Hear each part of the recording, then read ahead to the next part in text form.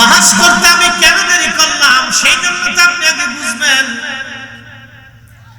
আমি দেরি করে আসছি সেই জন্য আপনি বেজার হলেন, কিন্তু কেন দেরি হলো সেটা তো আপনি জানবেন। বলে কারণ কি? বলে দেরি হয়ে গেছে, আমি তো আসতেই চাইছিলাম, আমার আসার পথে একটা নদী আছে, এই নদী পার হওয়ার জন্য নৌকা লাগে, তো নদীর কিনারে এসে দেখলাম কোনো নৌকা নাই। চিন্তা করলাম নৌকা নাই, কেমনে নদী পার হলো? এমন সময় দেখি নদীর ঘাটে একটা বিরাট বড় গাছ, এই গাছটা অটোমেটিক ভাবে একা একা কেটে কেটে তক্তা হয়ে গেল, এবং একা একা তক্তা একা একা নৌকা হয়ে গেল।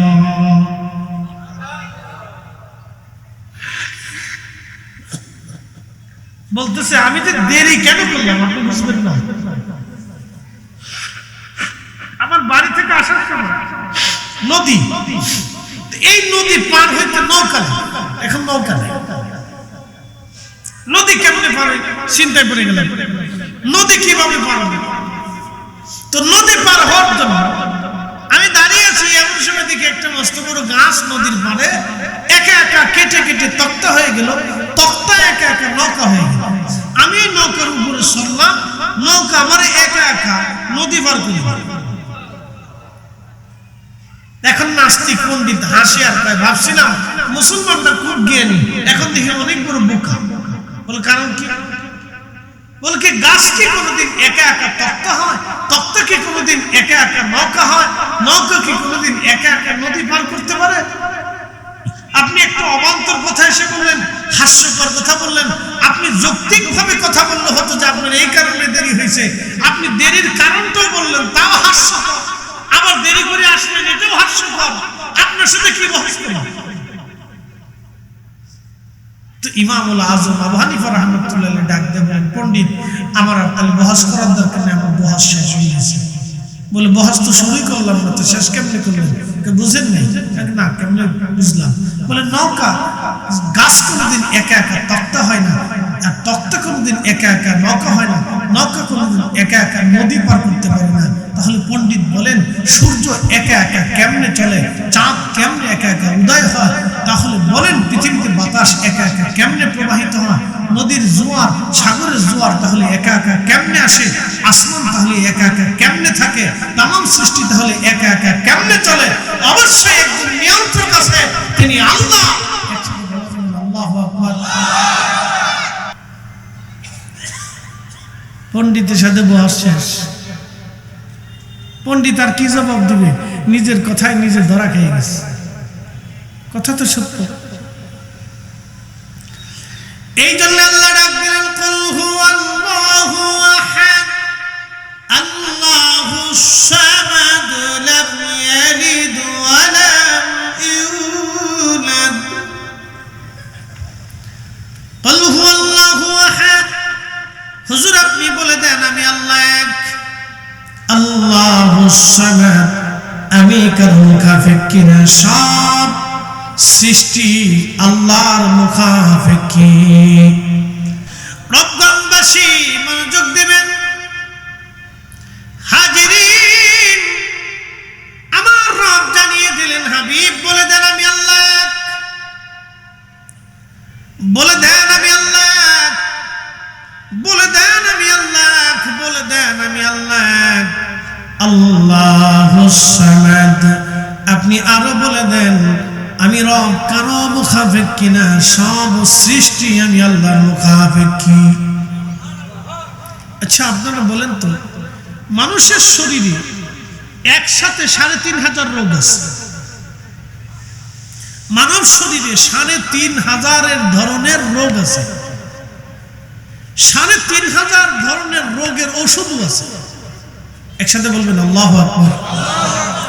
রোগকে দিলেন, ওষুধকে দিলেন না, ওষুধের আবার আলাদা দেবতা আছে, রোগের আলাদা দেবতা আছে। ধরেন ওষুধ আর রোগের যদি আলাদা আলাদা দেবতা থাকতো, তাহলে পৃথিবীতে রোগ আর ওষুধের দুই দেবতার যুদ্ধ হইত। এক দেবতা বলতো না, ফরিদি হুজুর সে বড় ভালো বক্তা, তার রোগ দেওয়া যাবে না, যে রোগের দেবতা। সে বলতো না তাকে রোগ দেওয়া যাবে। ওষুধের দেবতা যে আছে সে বলতো না রোগ না দিলে তাহলে আমার ওষুধ দিয়ে এলো ওই লোকে, আমি দেবতা দেখি তাই, আমি যে দেবতা আছি তা তো দেখানোর দরকার, তা আমি রোগের দেবতা ওষুধের দেবতা, তো তুমি তার রোগ দাও, তুমি মানব জাতির রোগ দিবা আর আমি দেবতা ওষুধ দিব। তো দুই দেবতা দেখা গেছে একসময় ভিটি ভিটি মারামারি কিতে কিতে ঝগড়া ফাসাদ করত। ধরেন এই বৃষ্টির সময়, শীতের সময় অনেক সময় বৃষ্টি হয় না, কি কথা কেন হয় না? নেই, শীতের সময় হঠাৎ অনেক সময় বৃষ্টি হয়ে যায়।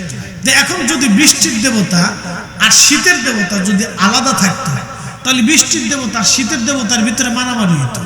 শীতের দেবতা বলতো আমার শীতকালে আমি শীত দিব, তুই শীতকালে বৃষ্টি কেন দিবি? আর শীতের দেবতা বৃষ্টির দেবতা বলতো যে বৃষ্টি লাগবে সেই জন্য আমি বৃষ্টি দিছি। তাহলে দুই দেবতার মধ্যে ঝগড়া হতো, রাশিয়ার আমেরিকার যুদ্ধ করা লাগতো না, যুদ্ধ কিন্তু দুই দেবতা করেই শেষ হয়ে যেত। পৃথিবীতে বান্দার আর মারামারি করা লাগতো না, খোদারাই মারামারি করে শেষ করে ফেলত। কি কথা কর না কেন? ঠিক আছে না? তাহলে এই জন্য আল্লাহ বলে দিলেন হুজুর আপনি বলেন আমি শুধু এক, তা না, আল্লাহুস সামাদ, আমি কারো মুখাপেক্ষী না, সব আমি আল্লাহর মুখাপেক্ষী। একসাথে বলবেন আল্লাহু আকবার। মানব শরীরে কয় হাজার রোগ আছে? ৩৫০০। কিন্তু আরেকটা রোগ আছে, এই রোগের নাম মৃত্যু রোগ। জীবনে এই রোগের ওষুধ আজ পর্যন্ত কেউ আবিষ্কার করতে পারে? আপনাদের কি মনে হয় আগামীতে পারবে? সুযোগ টুযোগ আছে? কেন পারবে না? এই কোরআনে আল্লাহ তার ফয়সালা দিয়েছে। কুল্লু নাফস, কুল্লু নাফস, এই কোরআনে আল্লাহ বলতেছেন কুল্লু নাফস, সমস্ত জীবন, সমস্ত জীবন যায়িকাতুল মউত, মৃত্যুর স্বাদ তাকে নিতে হবে। এমন কোন জীবন নাই যে জীবনের মরণ না হবে। আপনার পুকুরের মাছের মরণ হবে, আপনার গাছের মরণ হবে, আপনার পাহাড়ের মরণ হবে, পশু পাখির মরণ হবে, সমুদ্রের মাছের মরণ হবে, ফেরেশতাদের মরণ হবে। একসাথে বলবেন আল্লাহু আকবার। কারা মারা যাবে? ফেরেশতারা। জোরে বলেন কে মারা যাবে?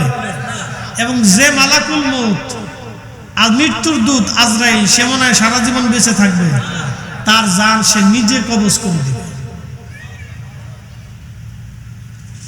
একসাথে বলবেন আল্লাহু আকবার। মৃত্যু হত্যা করা হবে, মৃত্যুরও মৃত্যু হবে। একসাথে জোরে বলেন আল্লাহু আকবার। বলে এটা কি শুনাইলেন? মৃত্যুরও মৃত্যু হবে। হাসরের মাঠে আল্লাহ রাব্বুল আলামিন মৃত্যুকে সবার সামনে উপস্থিত করাবে। মৃত্যু, এই মৃত্যু আল্লাহর সৃষ্টি। বলে হুজুর এটা আবার কি? হ্যাঁ, কোরআন আল্লাহ ফয়সালা দিয়েছে। আল্লাযী খালাকাল মাউত, আল্লাযী খালাকাল মাউত, আল্লাযী খালাকাল মাউত ওয়াল হায়াত। জীবন আল্লাহর সৃষ্টি, মৃত্যু আল্লাহর সৃষ্টি, হায়াত আল্লাহর সৃষ্টি, মরণ আল্লাহর সৃষ্টি। আল্লাহ বলেন আমি তোমাদের মৃত্যু সৃষ্টি করলাম, এই জন্য আল্লাহ মৃত্যু থেকে মুক্ত।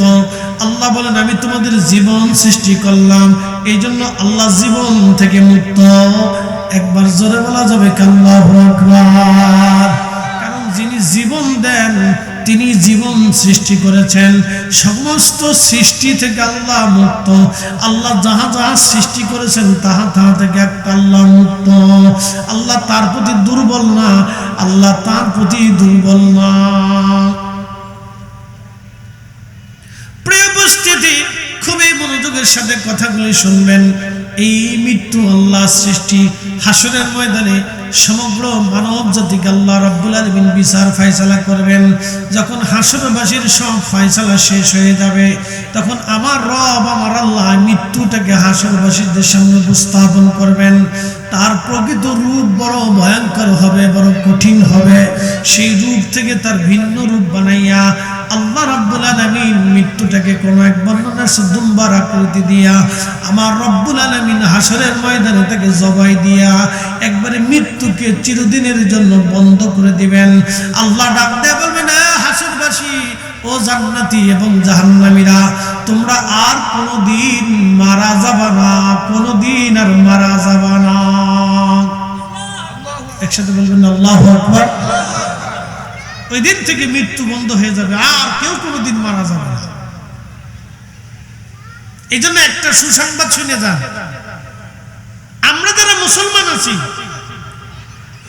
লাঠি চোপড় ফিটিনি ফুটিনি খাওয়ার পরেও আল্লাহ আমরারে একদিন না একদিন হলো জান্নাতে নেবে।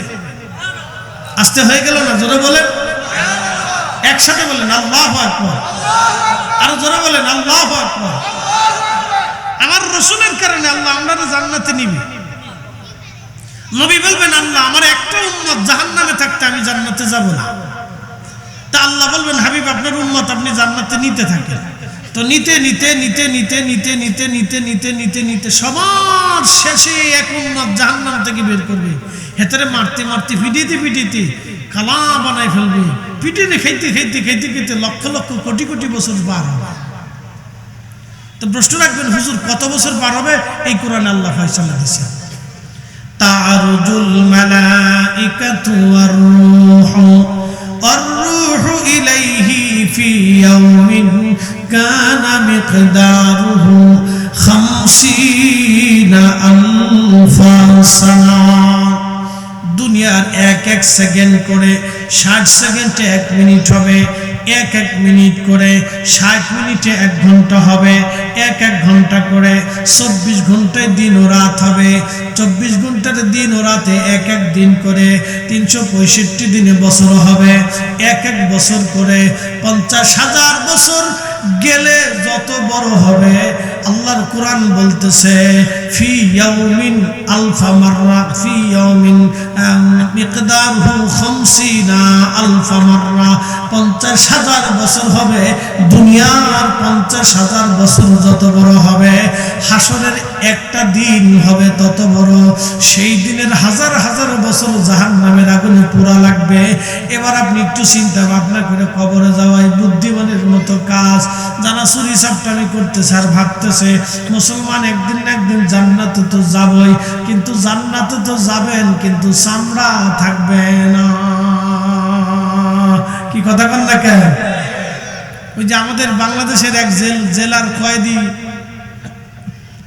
সারা পাইছিল না, ওই যে আপনার কি ফাঁসিতে ঝুলাইতে, তার নাম কি? জল্লাদ, শাহজাহান জল্লাদ। শাহজাহান জল্লাদ মুক্ত হয়েছে, কিন্তু মুক্ত হওয়ার পরে বেশি দিন কিন্তু দুনিয়ার স্বাদ পায় না। কারণ কি? আইসে ফিরে, কিন্তু যতদিন সাজা মাজা খাইছে আইসে পরে বুড়ার দিন শেষে কয়েকদিন পরে এমনি ফিরে মরে গেল, শেষ। বুঝতে পারছেন? তাই জন্য বলে দেয় আল্লাহ হাসরের ময়দানে শাস্তি দিবেন, শাস্তি হবে বড় ভয়ঙ্কর, কিন্তু জান্নাত হবে। সবার শেষে আল্লাহ যারা জান্নাতে নিবে, জান্নাতে নেওয়ার পরে জান্নাতের দরজায় ঢুকে দেখবে আর জায়গা নেই। তার কাছে মনে হবে কোনো জায়গা টাকা নেই।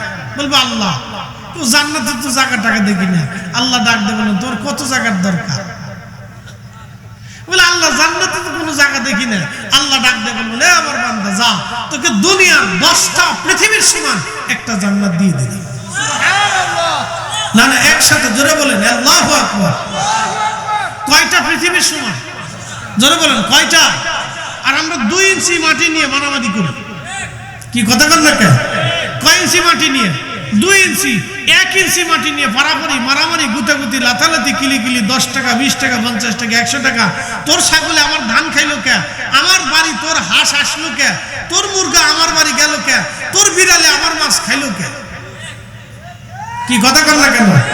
এই সামান্য বিষয় নিয়ে আমাদের দেশে ঝগড়া হয়, বিশেষ করে বেশি ঝগড়া করে বেডিরা। আমার তার জীবনে দাওয়াত দেবেন এরা, হুজুর আমরা দুর্নাম করে গেল। কথা সত্য। সামান্য বিষয় নিয়ে মহিলারা ঝগড়া ফাসাদ করে, বিরাট বিরাট ঝগড়া ফাঁকা। এই ঝগড়াটা সরাইতে শেষে স্বামী স্ত্রীর ভিতরে চলে আসে, পরিবারের মধ্যে আসে, সংসারের ভিতরে চলে আসে, ভাই বিরাদারের যুদ্ধ হয়, আত্মীয় স্বজনের সাথে সম্পর্ক নষ্ট হয়। কথা খারাপ করছি ভাই? সামান্য বিষয় নিয়ে। কি বিষয় নিয়ে? তা আপনি আপনার ছোট ভাই ধরেন তার বউরে 5,000 টাকা দিয়ে একটা শাড়ি কিনে দিছে, তা আপনার বউ মনে করেন যে গুনগুন শুরু করছে। তুমি কি পুরুষ হই না? তোমার ছোট ভাই 5,000 টাকা দিয়ে শাড়ি কিনে দিল তার বউরে, আর তুমি আমার এখনো 3,000 টাকা দিয়ে কিনে দিতে পারবে? তোমার লোকে বিয়ে বসে আমার জিন্দেগি শেষ।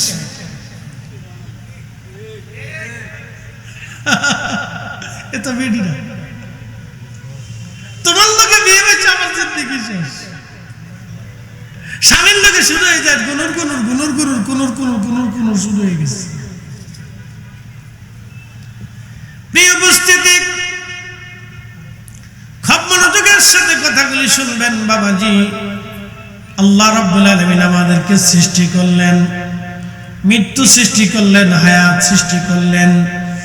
দুনিয়ার 10টা পৃথিবীর সমান একটা জান্নাত, সবার শেষে যে জান্নাতে যাবে আল্লাহ তাকেও দিয়ে দিবে। একবার জোরে বলা যাবে আল্লাহু আকবার। আর যারা আমল করে জান্নাতে যাবে তাহলে বুঝেন তো তারা কেমন হবে। আফসোস জান্নাতে থাকবে, বলে কেমন আফসোস বুঝাইতেছি আপনাদের। একজনে এই একটা টিনের ঘর করছে, অনেক কষ্ট মষ্ট করে একটা টিনের ঘর করছে। মাস 2 টিনের ঘরের মধ্যে শুয়ে হেতা চিন্তা করে, আরে আমার যদি একটা এই টিনের ঘর না থেকে যদি ওয়াল করে ঘর দিতে পারতাম। আচ্ছা, আল্লাহ হেতার ওয়াল করে ঘর দিয়েও দিছে। ওয়াল করে ঘর দেওয়ার পরে মাসখানিক শোয়ার পরে চিন্তা করে, আল্লাহ ওয়াল করে ঘর না দিয়ে যদি আমি একটা বিল্ডিং বানাইতে পারতাম। আচ্ছা, আল্লাহ তার বিল্ডিংও দিছে। বিল্ডিংয়ের মাসখানে 6 মাসিক শোয়ার পরে চিন্তা করে, আল্লাহ এই বিল্ডিংটা আমার দিছে, বিল্ডিংটা যদি আমার এই 10 কাঠা 20 কাঠা জমির উপরে যদি আমি একটা বাগান বাড়ি সহ একটা বিল্ডিং করতে পারতাম। আচ্ছা, হেতা হয়েছে। হেতা হওয়ার পরে চিন্তা করে, আল্লাহ এটা তো ভালোই হয়েছে, যদি আমি ওই জায়গাটা, এই রাস্তার কোনায় 20 কাঠা জায়গা আছে, 30 কাঠা 30 কানি জায়গা আছে, ওটা যদি রাখতে পারতাম। আচ্ছা, হেতা রাখছে। রাখার পরে চিন্তা করে, আমি যদি একটা ইন্ডাস্ট্রি করতে পারতাম। দিছে ইন্ডাস্ট্রি দেওয়ার পরে চিন্তা করি, আরে আমি যদি যমুনার মতো একটা বড় গ্রুপ করতে পারতাম। এরপরে করছে গ্রুপ করার পরে চিন্তা করে যে আমার যদি আরো 10টা গ্রুপ থাকতো। দিছে আল্লাহ 10টা গ্রুপ।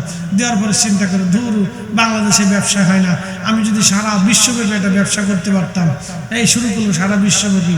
হাতে আবার চিন্তা করে, না আমি সারা পৃথিবীর শ্রেষ্ঠ যদি ধনী হইতে পারতাম। এত শ্রেষ্ঠ ধনী হওয়ার পরে চিন্তা করে, না সারা দুনিয়া যদি আমি গিল্লে খাইতে পারতাম। কথা বুঝেন নাই মনে হয়? মানুষের আশার কোনো শেষ নেই। কি কথা বল না কেন? মানুষের আশার কোনো শেষ নেই, আকাঙ্ক্ষারও কোনো শেষ নেই। শুধু ইমানদাররা একটা আকাঙ্ক্ষা করে, আল্লাহ ইমানের সাথে আমল নিয়ে, তোমার ক্ষমা নিয়ে, তোমার রসুলের গোলামি নিয়ে কবরে যাইতে পারলেই শান্তি।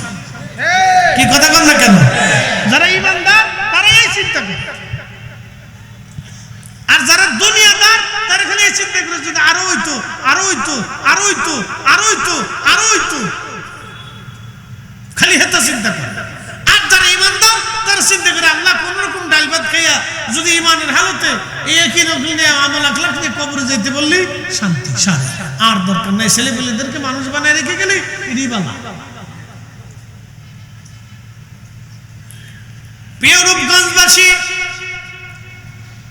জান্নাতের ভিতরে মানুষের ওইরকম আকাঙ্ক্ষা আসবে, আহা আমি যদি দুনিয়াতে আরো বেশি নামাজ পড়তাম তাহলে আমি উপরের তলা পাইতাম। যদি আমি আরো বেশি রোজা রাখতাম তাহলে আরো উপরের তলা পাইতাম। যদি আমি আরো বেশি জিকির করতাম তাহলে আমি আরো উপরের তলা পাইতাম। যদি আমি আরো সুন্দর করে বেশি বেশি দান সৎকার করতাম তাহলে আমি আরো উপরের তলা পাইতাম। জান্নাতের ভিতরে যাওয়ার পরে উপরে জান্নাতের নাজ নিয়ামত দেখে ওই জান্নাতি সেই দিন আফসোস করতে থাকবে, আল্লাহ আমি যদি আরো বেশি জান্নাত পাইতাম, আমি যদি দুনিয়াতে আরো বেশি ইবাদত করতাম তাহলে কতই না ভালো হতো। সেদিন আফসোস করবে জান্নাতীরা, বলবে আরে আমি যদি দুনিয়াতে আরো বেশি নামাজ পড়তাম, দুনিয়াতে আরো যদি জিকির করতাম, দুনিয়াতে যদি আমি আরো বেশি জিকির করতাম তাহলে কতই না মজা হইতো, কতই না সুন্দর হইতো। তাহলে আমি বড় জান্নাতটা পাইতাম, জান্নাতুল ফিরদৌস পাইতাম, সর্বশ্রেষ্ঠটা পাইতাম। দুনিয়ার এই 100 পৃথিবীর সমান একটা জান্নাত আমি পাইতাম।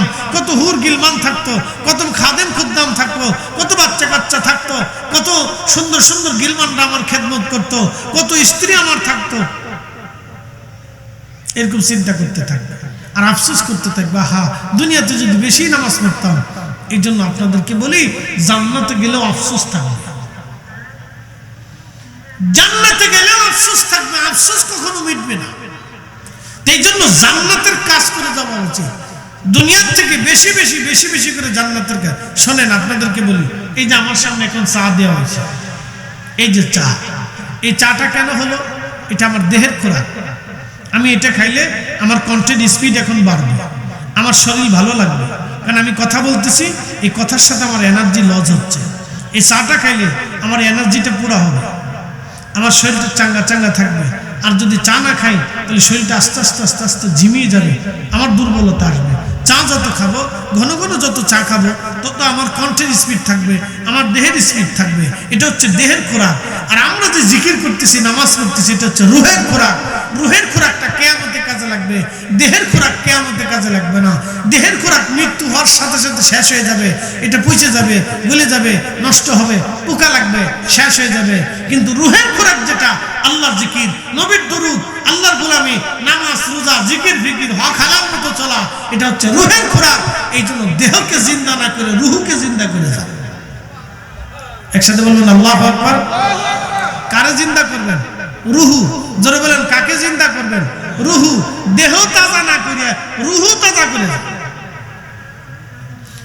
দেহ তাজা না করিয়া রুহু তাজা করে যান। আল্লাহ আমাদেরকে বোঝার তৌফিক দিক বলেন আমিন। জবান খুলে দুরূদ শরীফ পড়েন, আল্লাহুম্মা সাল্লি আলা সাইয়্যিদিনা মাওলানা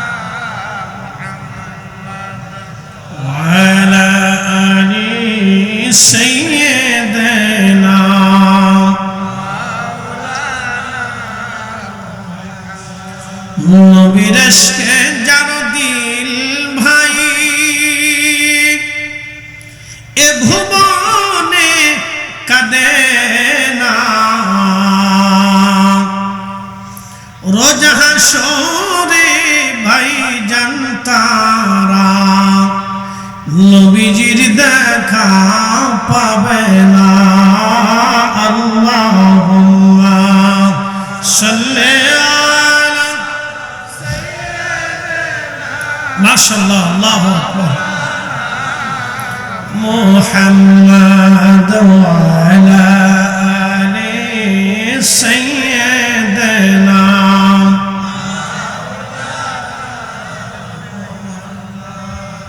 প্রশ্ন রাখতে পারেন, ফরিদ হুজুর, এই যে আপনারা ওয়াজের মাঝে মাঝে দুরূদ শরীফ পড়ান, কেন দুরূদ শরীফ পড়ান? শুধু আমি কথা বলবো আপনারা শুনবেন তা হবে না। এই দুরূদ শরীফ হলো রূহের খোরাক। একসাথে জোরে বলবেন আল্লাহু আকবার। বুঝাই বলে দিয়ে যাই, শোনেন, আপনি আমার সাথে দেখা করতে আসলেন, এখন দেখা করতে আসার সময় আপনি আমার জন্য ছোট্ট একটা আতর আনলেন। আতরটা দিয়ে বললেন, হুজুর আপনার জন্য এই আতর একটা আনছি, সৌদি আরব গেছিলাম উমরা করার জন্য, তা আপনার জন্য আতরটা আছে, আপনি রাখেন। বলেন, আমি কি বেজার হব না খুশি হব? আচ্ছা, আতরটা দেওয়ার পরে আমার পকেটের মধ্যে ছিল 4টে খেজুর। খেজুরটা আপনার হাতে দিয়ে বললাম, ভাইজান আপনাকে খেজুর দিলাম, আপনি খান। বলেন, আপনি বেজার হবেন না খুশি হবেন? হাদিয়া দিলে, হাদিয়া নিলে, দোনো অবস্থায় একজন মুসলমান আরেকজনের মুসলমানের সম্পর্ক দৃঢ় হয়, বাড়তে থাকে, বাড়তে থাকে, বাড়তে থাকে। এই জন্য উম্মত যখন নবীকে দুরূদ সালাম পাঠায়, তখন উম্মতের সাথে নবীর সম্পর্ক বাড়ে। হয় না, হয় না, হয় না? আরো জোরে, আরো জোরে বলেন, একসাথে বলেন আল্লাহু আকবার। আমাদের দেশে অনেকে বুঝে না, এই যে আমরা মিলাদ পড়াই, ঘরে ঘরে মিলাদ দেই, দেই না? অনেক সময় দেই, মিলাদ পড়লে অনেকে বেদাত হয়, খালি কয় বেদাত বেদাত বেদাত। আমার ভাইরা বেদাত দেখছে, কিন্তু মূলত ইবাদত দেখে নেই। শুধু দেখছে বেদাত, কিন্তু ইবাদত বুঝে নেই। ইবাদতটা বুঝতে হবে। ভিতরটা একটু ঠিক করে দিই, একটু জিকির করি, লা ইলাহা লা ইলাহা হক, লা ইলাহা হক, লা ইলাহা হাসবি রব্বি জাল্লাল্লাহ মা ফি কলবি গায়রুল আহানুর মুহাম্মদ লা ইলাহা ইল্লাল্লাহ লা ইলাহা ইল্লাল্লাহ লা ইলাহা লা ইলাহা। এক মিনিট, এই যে জিকির করতেছেন এটা রুহু জিন্দা হয়। একসাথে বলবেন আল্লাহু আকবার। কি জিন্দা হয়? রুহু। আপনি যত জিকির করবেন মূলত আপনি আল্লাহকে হাদিয়া দিচ্ছেন। একসাথে জোরে বলেন, হাদিয়া কারে দিতেছেন? আল্লাহকে যখনই ডাক দিবেন তখনই আল্লাহ খুশি হয়। শুধু খুশি হয় না, আপনার এক ডাকে আমার রব 10 বার আপনার ডাকে সাড়া দেয়। বান্দা কি চাও, বান্দা কি চাও, বান্দা কি চাও, বান্দা কি বলো, কি চাও তুমি? আর আপনি ততই খাই গেলেন আল্লাহ আল্লাহ আল্লাহ আল্লাহ। আল্লাহ পাক ডাক দে, বান্দা কি চাও বলো, তুমি কি চাও, যা কিছু যেহেতু চাচ্ছ না, যাও তোমার জীবনের গুনাহ মাফ করে দিলাম। আমাদের দেশে একদল আছে বুকে হাত বেঁধে নামাজ পড়ে। তাদের মতে এই সমস্ত দলবদ্ধভাবে জিকির করা বেদাত, খালি বেদাত, খালি বেদাত, খালি বেদাত, খালি বেদাত। এত বেদাতের ধাক্কায় ধাক্কায় মুসলমান এখন বিরাট বড় ফেরার মধ্যে আছে। বিরাট ফেরা, বাপরে বাপ, মুসলমান যে কি ফেরার ভিতরে আছে, ফেরার শেষ নেই। অনেকে চিন্তা করে এগুলো সব ছেড়ে দিচ্ছে, ধুর এত বেদাত আর করতামই না। কি কথা কর না কেন? অনেকে ছেড়ে দেখবে ধুর এত বেদাত আর করবোই না, যা। তো লাভ হয়েছে কার? কোন তো শয়তানের। একসাথে বলেন, কার লাভ হয়েছে? শয়তানের লাভ হয়েছে, মুসলমানের কোনো লাভ হয় নাই। আচ্ছা, আমাদের দেশে অনেকের বাড়িতে কোরআন খতম হয় কিনা? আপনাদের কি বুঝাইতেছি, এই কোরআন কার কালাম? আচ্ছা, কোরআনের তেলাওয়াত যদি মুসলমানের ঘরে না হয় তাহলে কি হিন্দুর ঘরে হবে?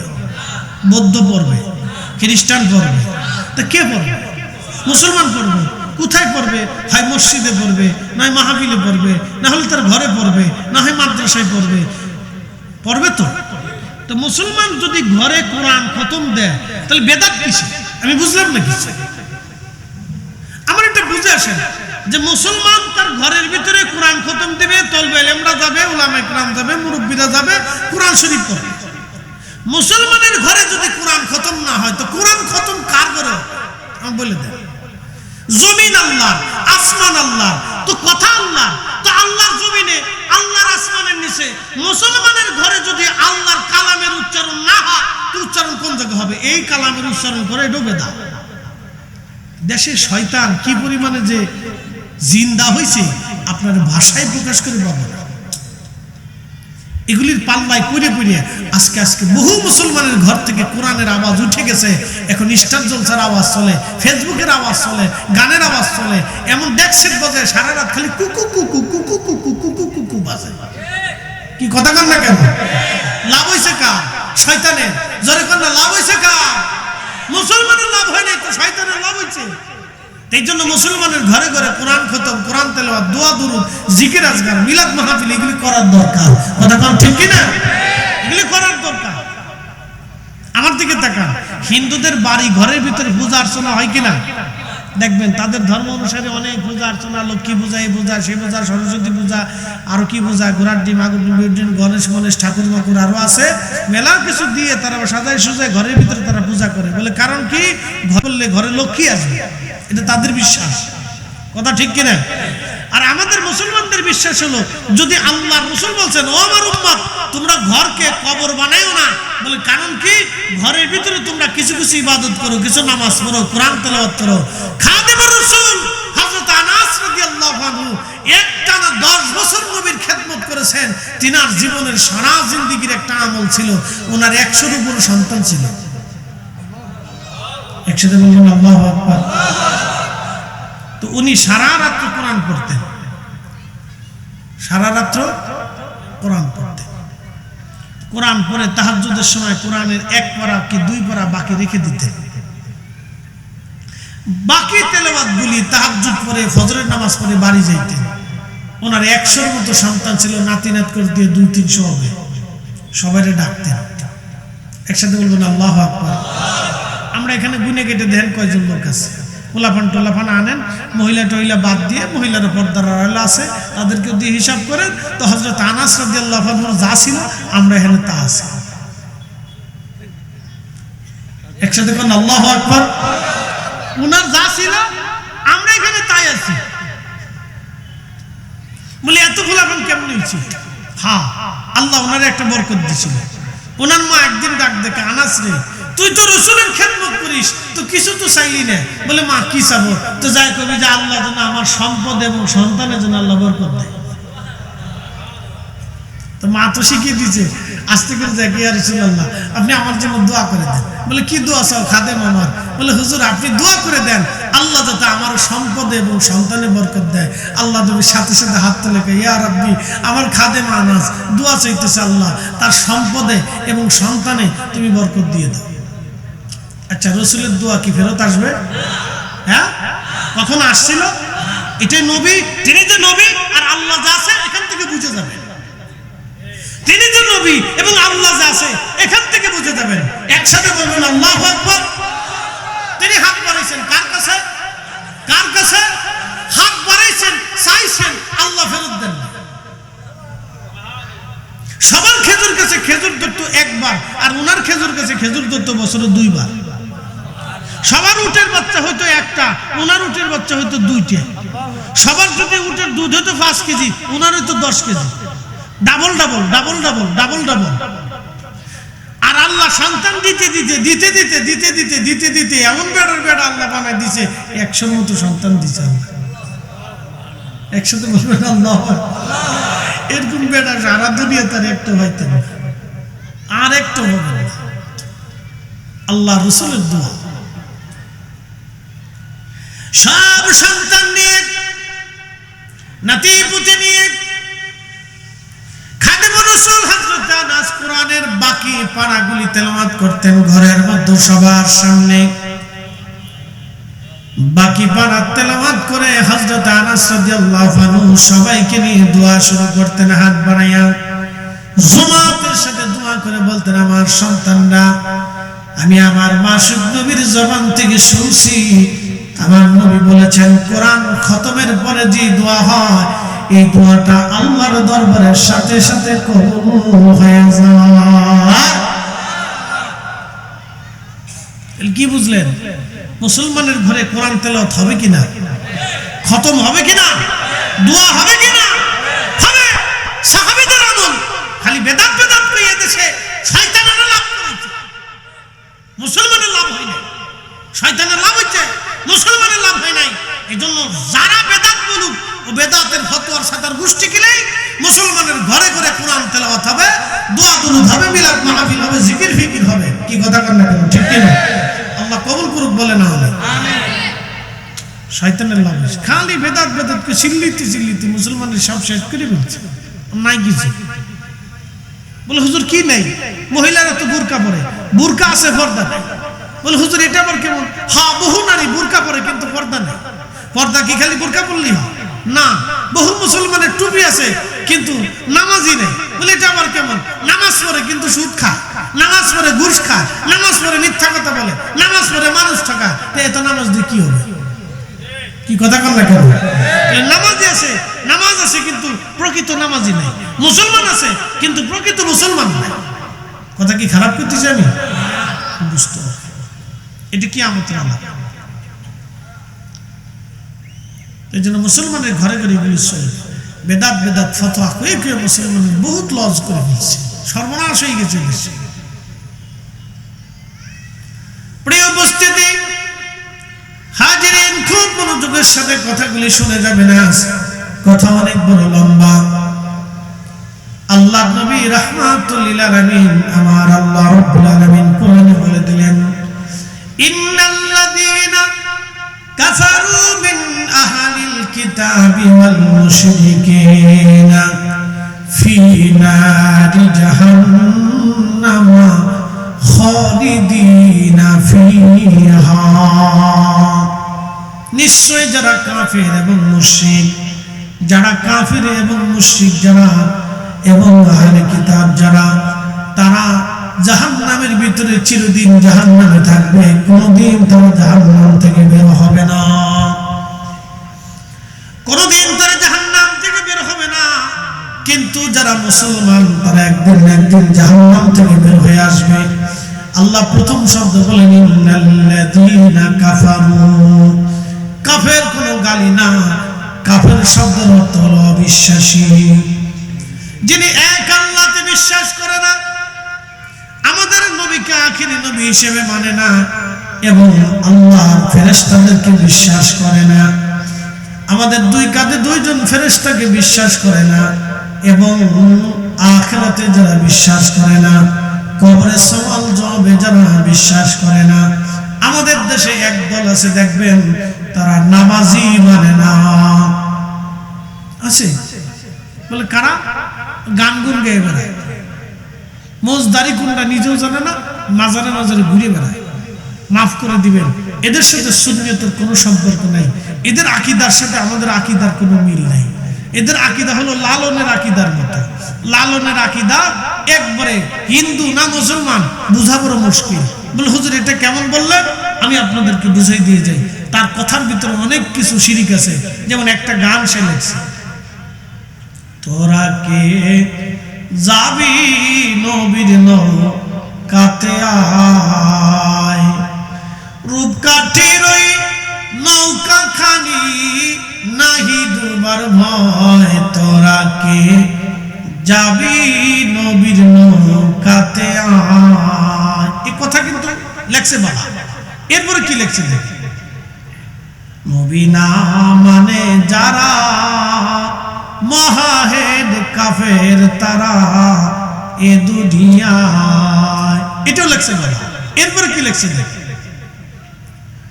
যিনি মুর্শিদ তিনি রাসূল তিনি খুদা হয়, জোরে কন্যা নাউজুবিল্লাহ। এবার কি করছে দেখছেন না? কদ্দুর গু, কদ্দুর মুখ, কদ্দুর পায়খানা, কদ্দুর এটা, কদ্দুর এটা সব বাজাইয়া একবারে সিমনি ফাঁকায় ফেলছে। আচ্ছা আপনারা বলেন, যিনি মুর্শিদ সে কি রসুল হয়? রসুল কি কোনদিন খোদা হয়? অবশ্যই না। ডাহা শিরকি কথা। এই কথা কেউ যদি বিশ্বাস করে সে মুসলমান হয়ে মরতে পারে না। কি কথা কর না কেন? সে মুসলিম হয়ে মরতে পারে না। এই জন্য আপনাদেরকে বুঝতে হবে,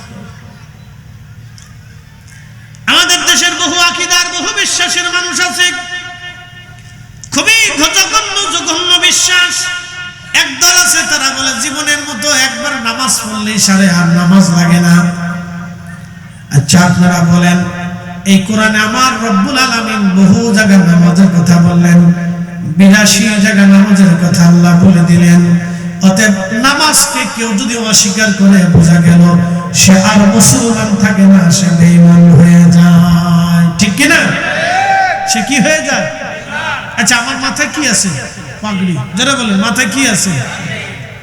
আপনারা কেউ পাগড়ি মাথায় নাই। যারা স্টেজে প্যান্ডেলে আছে নিচে, তাদের মাথায় অধিকাংশ লোকের পাগড়ি নাই, অর্থাৎ শতকরা 99 জনের পাগড়ি নাই ধরেন আর কি, দল্লা। তো পাগড়ি শ্রোতাদের নাই, কিন্তু বক্তার মাথায় পাগড়ি।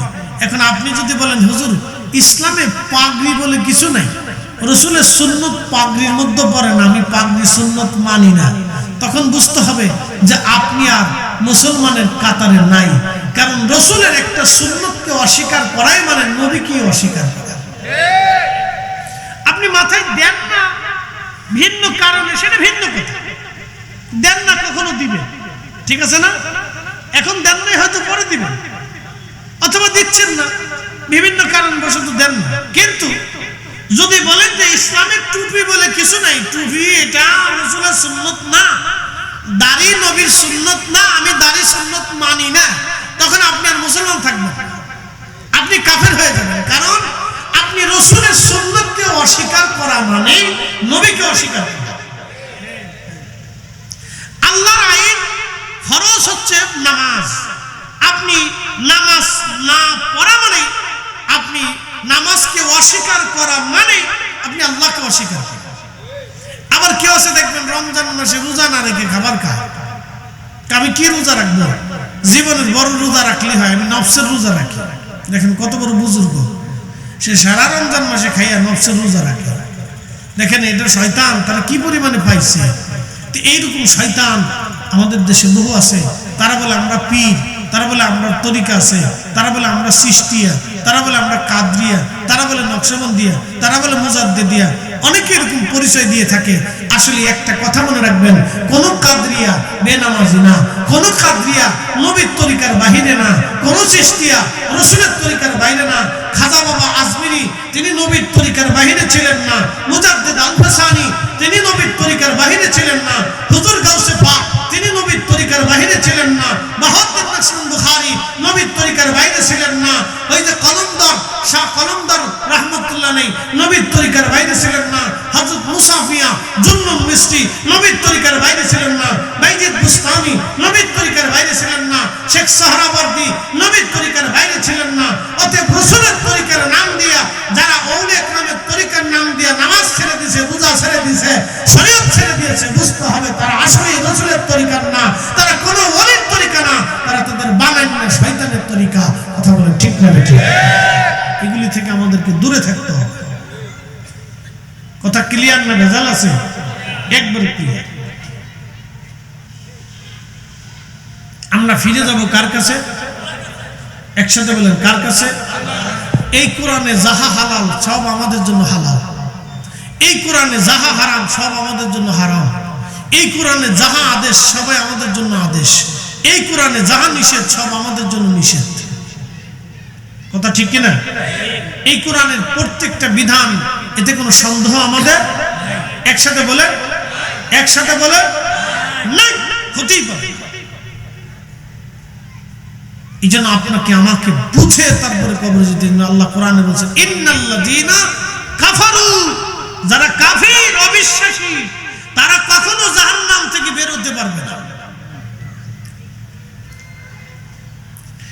এই জন্য আমার আল্লাহ বলে দিলেন যারা কাফির, যারা অবিশ্বাসী কোনোদিন তারা জাহান্নাম থেকে বের হতে পারবে না, কখনো তারা বের হতে পারবে না। এরপরে আল্লাহ বলেন মিন আহাদিল কিতাব, এবং যারা আহলে কিতাব আছে।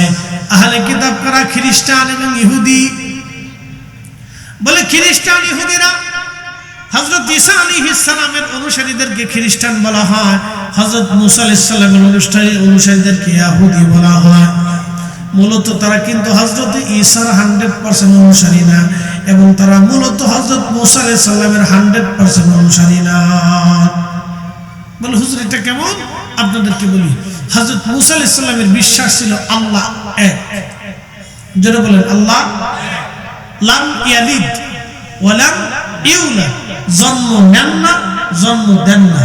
আচ্ছা আপনারা বলেন সমস্ত নবীদের বিশ্বাস এক। যারা বলেন সমস্ত নবীদের বিশ্বাস, সমস্ত নবীদের পথ এক, সমস্ত নবীদের মত এক, সমস্ত নবীদের বিশ্বাস এক, সব নবীদের মত, সব নবীদের পথ, সব নবীদের বিশ্বাস এক।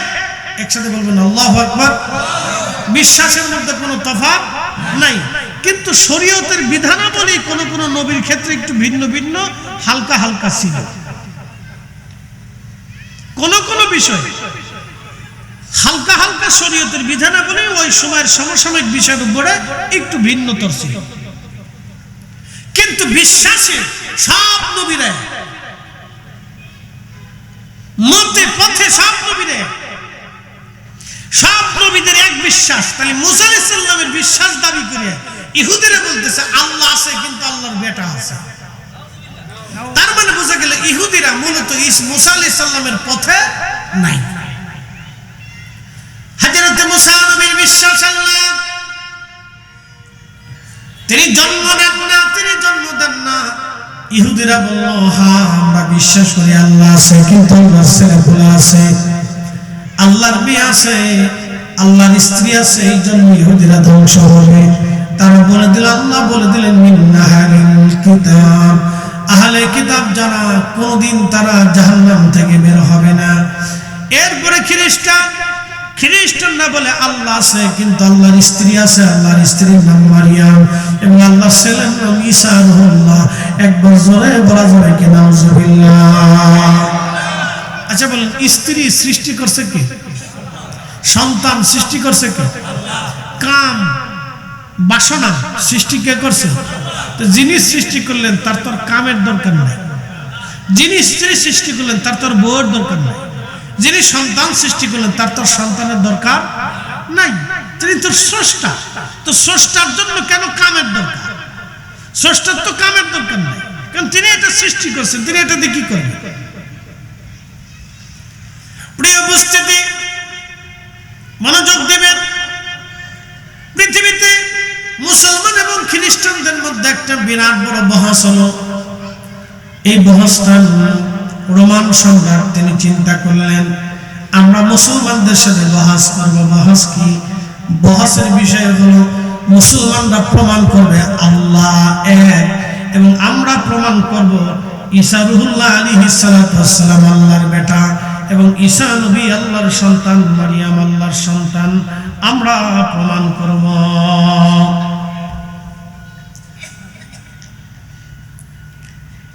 এই প্রমাণের প্রেক্ষিতে খ্রিস্টানদের বিরাট বড় সম্রাট, রোম সম্রাট, তিনি বিরাট বড় বাহিনী দিয়ে এবং বিরাট বড় বড় জ্ঞানী গুণীদেরকে দিয়ে তিনি সুদূর রোম দেশ থেকে ইরাকের বাগদাদের দিকে জ্ঞানী গুণী তিনি পাঠাইতে লাগলেন। মুসলমান এবং খ্রিস্টানদের সাথে বহস হবে।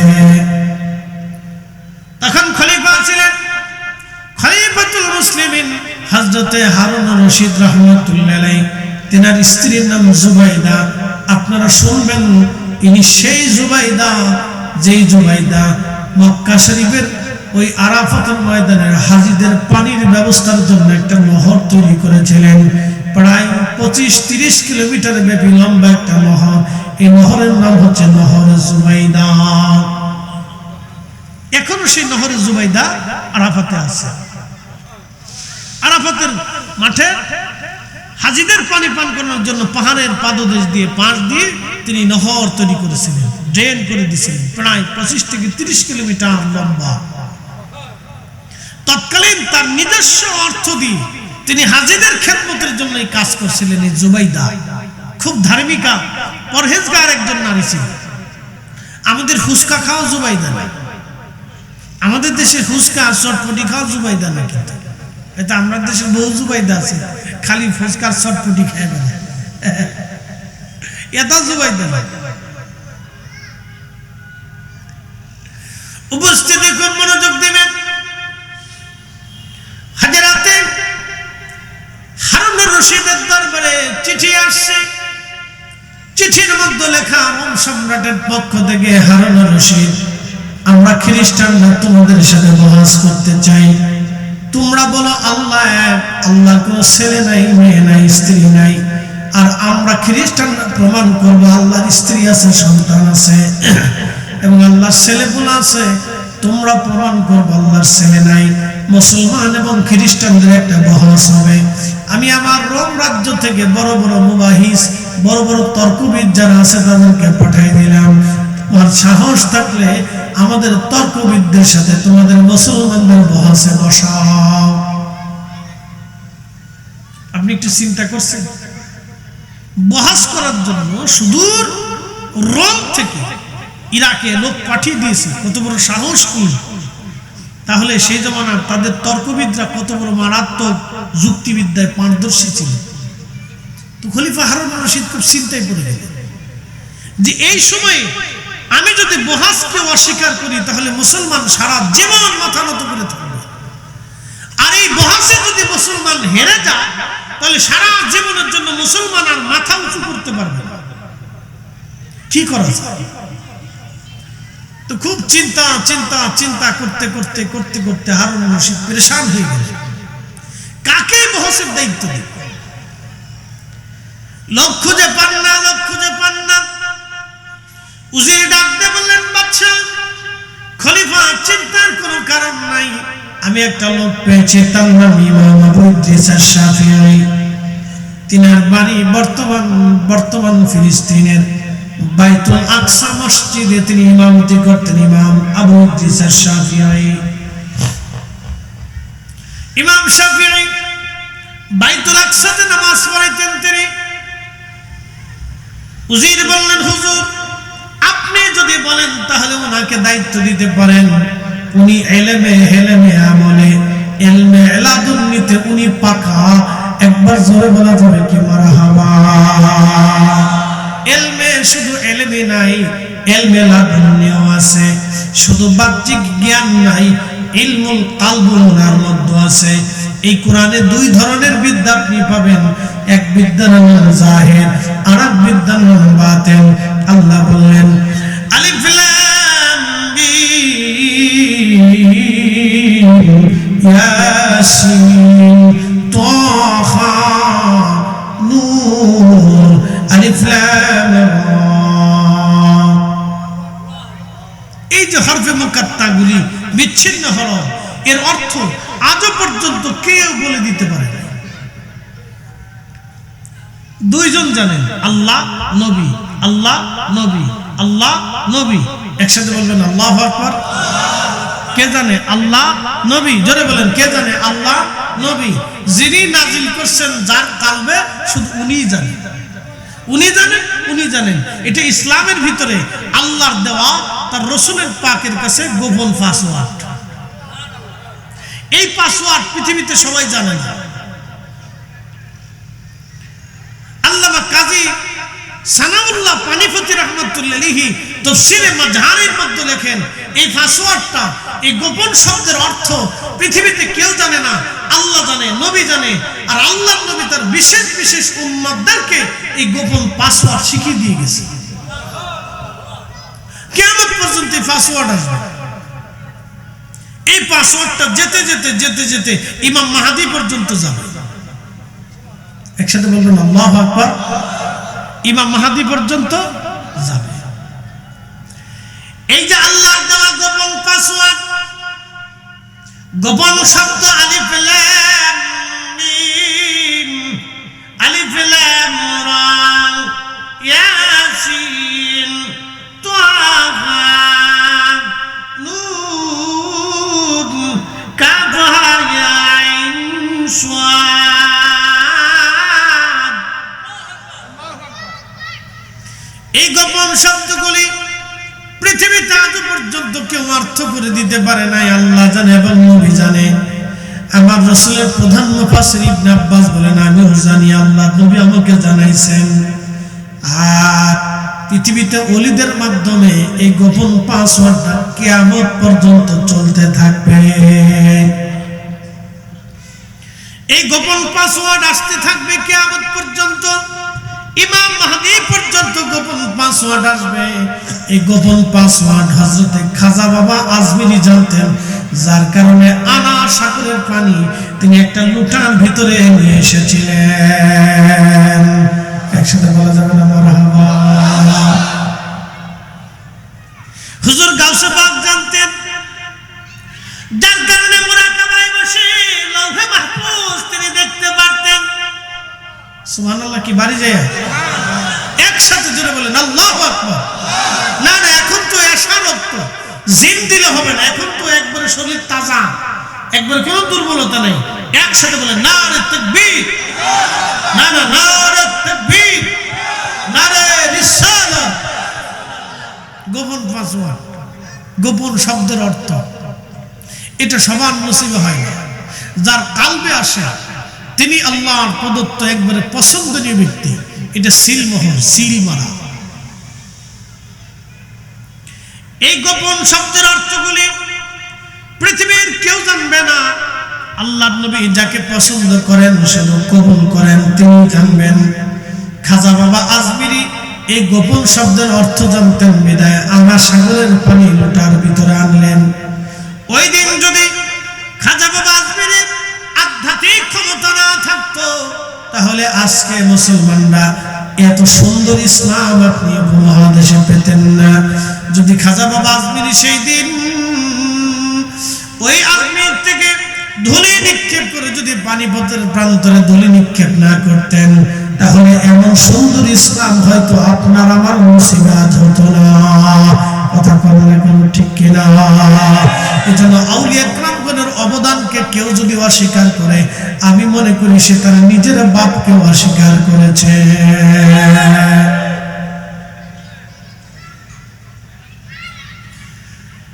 এই গোপন পাসওয়ার্ড খাজা বাবা আজমিরি গোপন পাসওয়ার্ড জানতেন না।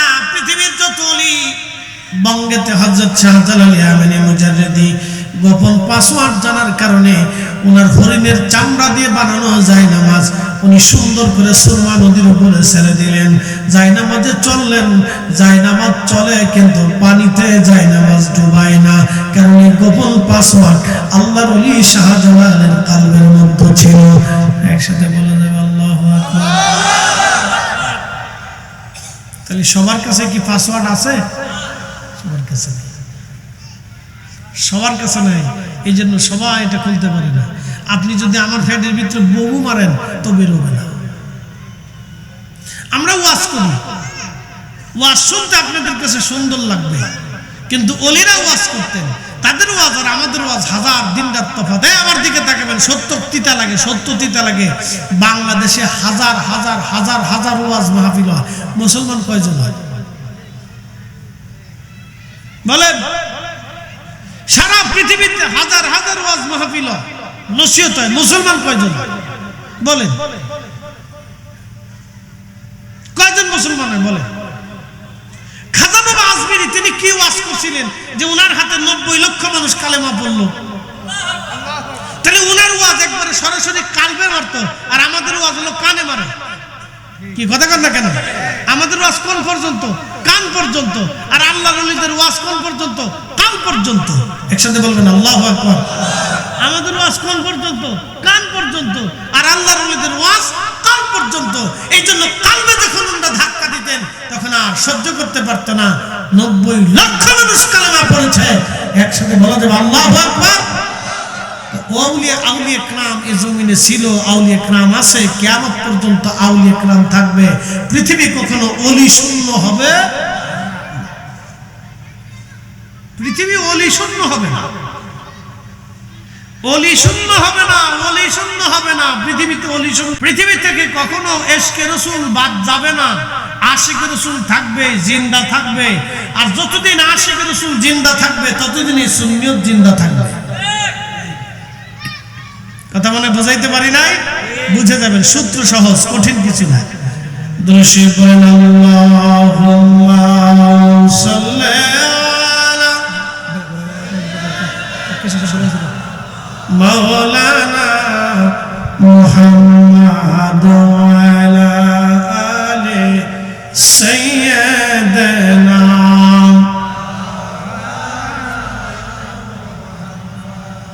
নবীর ইশকে যার দিল ভাই, এ ভুবনে কাঁদে না। রোজ হাসরে ভাই জানতারা নবীজির দেখা পাবে না। আল্লাহুম্মা সাল্লি আলা, মাশাআল্লাহ, আল্লাহু আকবার, মুহাম্মাদ ওয়া আলা আলি সাইয়্যিদিনা।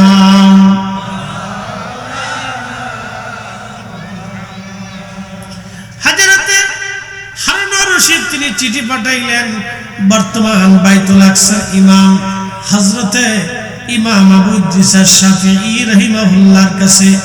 চিঠির মধ্যে লিখলেন, মুসলমানদের ইমাম, আমি বড় পেরেশানির মধ্যে আছি। খ্রিস্টানরা বহাস করতে চায়, তারা প্রমাণ করবে আল্লাহর ছেলে আছে, স্ত্রী আছে, আর আমরা প্রমাণ করব আল্লাহর স্ত্রী নাই, ছেলে নাই। এখন এই প্রধান মুবাহিসের দায়িত্ব আমি আপনাকে দিলাম, কারণ আপনি ছাড়া এই মহান দায়িত্ব কেউ পালন করতে পারবে না। আর এই বহাসে যদি মুসলমান একবারে হেরে যায় তাহলে সারা জীবন মুসলমান মাথা নিচু করে থাকবে, মুসলমান কখনো মাথা উঁচু করে দাঁড়াইতে পারবে না।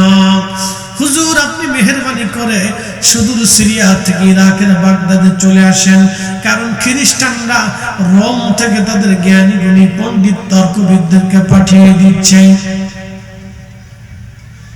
হযরতে ইমাম শাফিঈ শাফিঈ তিনি চিঠির মধ্যে লিখলেন, আমিরুল মুমিনিন, আমি বহস করতে পারি, কিন্তু শর্ত হলো একটা, বহসের সময় হবে জোহরের নামাজের পরে, আর বহসের স্থানটা হবে দজলা নদীর পারে।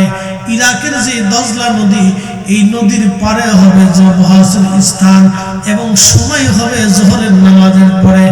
এরপরে আমি নিজে বহস করব। এই বহসের জন্য হযরতে খলিফা হারুনুর রশিদ তিনি নির্দিষ্ট দিন ধার্য করলেন। আর উভয় দলের লোকজন আসা শুরু হয়ে গেল। লক্ষ লক্ষ মানুষ ইরাকের বাগদাদে আসলো। হযরত ইমাম শাফিঈ সুদূর ফিলিস্তিন থেকে হেঁটে হেঁটে ইরাকের বাগদাদে আসলেন। বিরাট বড় বাহিনী নিয়ে খ্রিস্টানরাও ইরাকের বাগদাদে আসলো। আজকে বহস হবে হক আর বেহকের বহস। জাআল হক ওয়া যাহাকাল বাতিল ইন্নাল বাতিলা কানা যাহুকা। সত্যের আগমনে মিথ্যা দূরীভূত হবে। আজকে হয় ইসলাম সত্য হবে, না হয় খ্রিস্টান সত্য হবে। আজকে প্রমাণ হবে কে হক আর কে বাতিল। আচ্ছা, আপনারা কি বলেন, মুসলমান বুঝি হেরে যাবে? মুসলমান হারতে পারে? মুসলমান হারলে ইজ্জত যায় কার? একসাথে বলেন, কার? মুসলমান হারলে ইজ্জত যায় কার? আল্লাহ।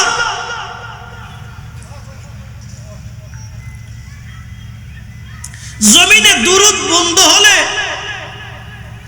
রাসূল করিম সাল্লাল্লাহু আলাইহি সাল্লামের দুরূদ বন্ধ হবে। উম্মতের কোনো লাভ নাই, লাভ হবে শয়তানের। এই জন্য আমরা সুন্নিরা যতদিন বেঁচে থাকবো ততদিন দুরূদ সালাম চালু রাখবো। কথা বলেন ঠিক কিনা? আমরা প্রয়োজন বোধে ঘরে ঘরে ঘরে ঘরে চালু করতে হবে ইনশাআল্লাহ। আল্লাহ কবুল করুন, বলে না হবে। কোন জায়গা হবে? ঘরে ঘরে ঘরে ঘরে ঘরে ঘরে চালু করতে হবে। কারণ রাসূলের দুরূদ বন্ধ হলে শয়তানের লাভ হবে, উম্মতের লাভ হবে না। নবীর দুরূদ বন্ধ হয়ে যাবে।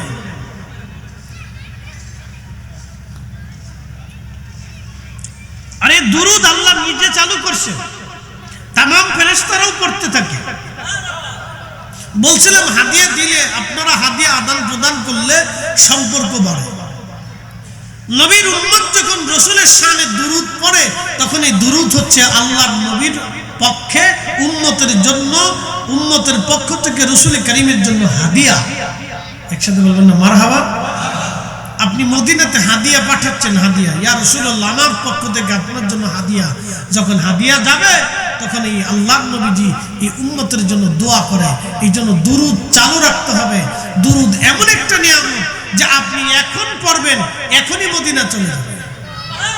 আসতে হয়ে গেল না? একসাথে বলেন আল্লাহু আকবার। যখন আমরা মাহফিলে দুরূদ পড়ছি, তখন এই মাহফিলের সংবাদ মদিনাও চলে গেছে। ইয়া রাসূলুল্লাহ, বাংলাদেশের রূপগঞ্জে এই মাঝিরা ঘাটের পাশে, এই মসজিদের পাশ থেকে, এই কাদেরিয়া তিঙ্গাবা মাদ্রাসার মাহফিল থেকে আপনার কিছু উম্মত দুরূদ শরীফ পড়তেছে। আব্দুল করিম, আব্দুর রহিম, আব্দুল জব্বার, এই আব্দুল খালেক, এরা দুরূদ শরীফ পড়তেছে। বাবার নাম অমুক, বাবার নাম অমুক, বাবার নাম অমুক। তার মানে আজকের মাহফিলের সংবাদ দুরূদ পড়ার সাথে সাথে মদিনায় পৌঁছে গেছে। একসাথে বলা যাবে না আল্লাহু আকবার, আল্লাহু আকবার, ইয়া জিন্দাবাদ। তাহলে দুরূদ কি চলবে না বন্ধ হবে? দুরূদ চলতে হবে। এই জন্য মুসলমানের কোন ঘরে যদি দুরূদ জামাতের সাথে উম্মত পড়ে, তখন এই দুরূদ আর ওইখানে থাকে না, আল্লাহ রাসূলের বরগাহে ওই বাড়ির সংবাদটা পর্যন্ত পৌঁছায় যায়।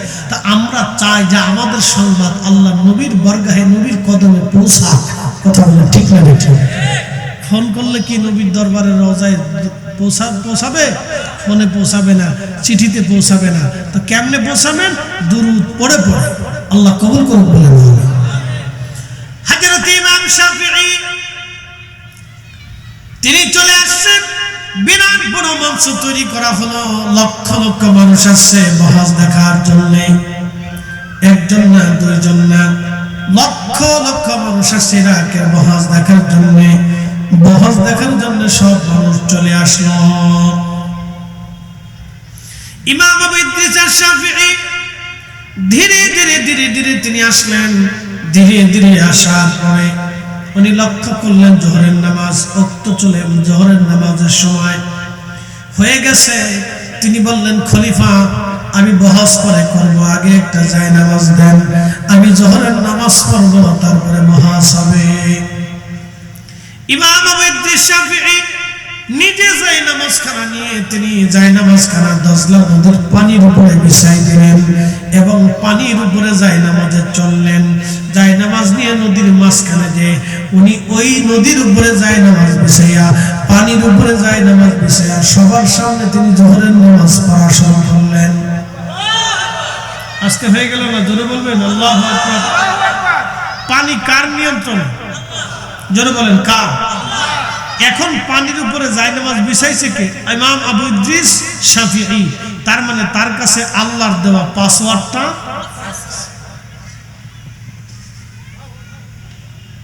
বুঝলে সহজ, না বুঝলে কঠিন। সূত্র, বীজগণিত, পাটিগণিত যাই বলেন, অঙ্ক সূত্র যদি যে বুঝে তার কাছে অঙ্ক একেবারে পানির মতো। আর যে সূত্র বুঝে না সে সারা দুনিয়া খাতা কলম নষ্ট করলেও কাজ হবে।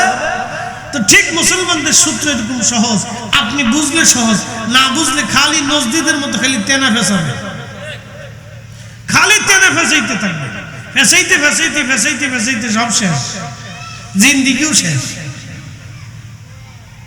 শেষ পর্যন্ত বলবেন রাসূলের আব্বা আম্মাও কাফের ছিল। কি কথা বলেন না কেন? একসাথে বলেন না নাউজুবিল্লাহ। রাসূলের আব্বা আম্মারও কাফের বানাই ফেলছে এই উম্মত বানাইছে। খ্রিস্টানরা বানায়, ইহুদিরা বানাইছে না, এই উম্মতের মৌলবীরা বানাইছে। বলে হুজুর কারা?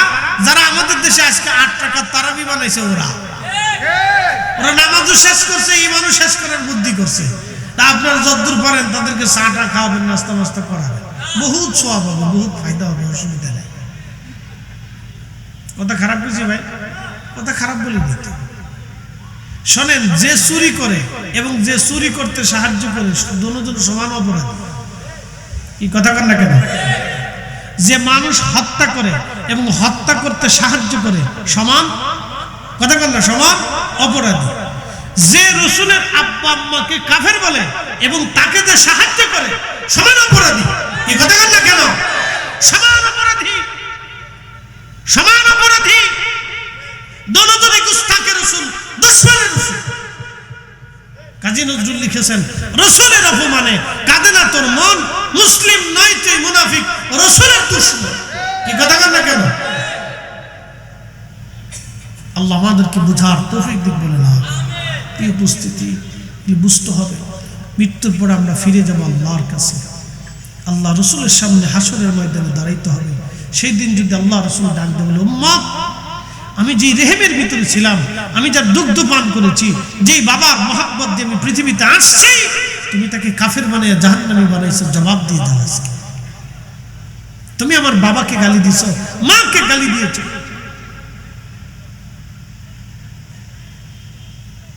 উম্মত সেদিন কে জবাব দিবে? সেই দিন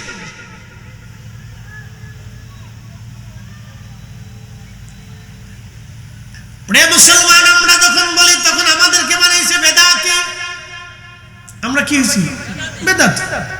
আমরা হইছি মাজার পূজারী, আমরা বেদাতি।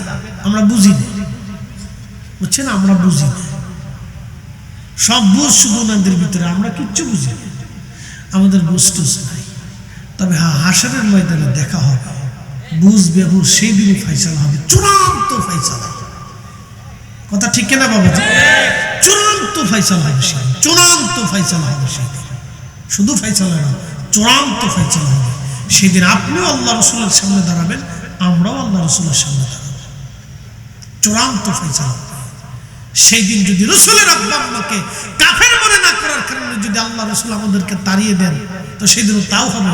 আর যদি রাসূলের আব্বা আম্মাকে কাফের মনে করিয়া জাহান্নামী বানিয়ে আপনি যদি সুপারিশ পান, তো সেদিন তাও ফাইসালা হবে, অসুবিধা নাই। আল্লাহ রাসূলের সামনে দাঁড়াইতেই হবে।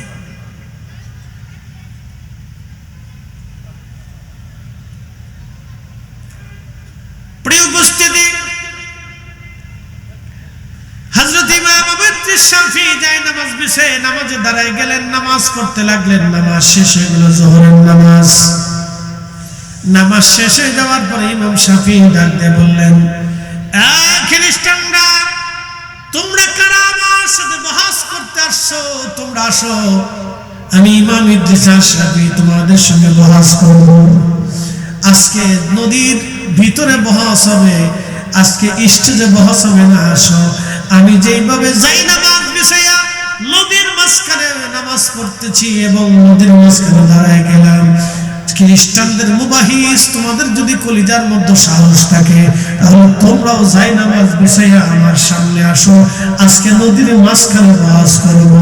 একবার জোরে বলা যাবে কি আল্লাহু আকবার? নারা হাত উঁচু করে বলেন আল্লাহু আকবার। বলেন আল্লাহ আছে, জোরে বলেন আছে, আমার রাসূল আছে, পাওয়ার আছে, মুজিজা আছে, কারামত আছে। ইসলাম সত্য, এ বাস্তব থেকে বুঝে যান। লক্ষ লক্ষ মানুষ এই দৃশ্যের সাক্ষী, একজন দুজন না, লাখ লাখ লক্ষ লক্ষ মানুষ এই দৃশ্যের সাক্ষী। সবাই চিন্তিত, এটা কি হবে? ইমাম আবু ইদ্রিস শাফি বলেন, আচ্ছা বাহাস আজকে নদীর মাঝখানে হবে, আমি পানির উপরে যেইভাবে যাই নামাজ বিছিয়েছি, তোমাদের সাহস থাকলে তোমরাও যাই নামাজ বিছাও। একসাথে বলা যাবে আল্লাহু আকবার। খ্রিস্টানদের প্রধান মুবাহিদ যিনি, তিনি ডাক দিয়ে বললেন, হুজুর আমাদের আর বহাস লাগবে না, বহাস আমরা করে ফেলছি, বুঝার আর বাকি নাই।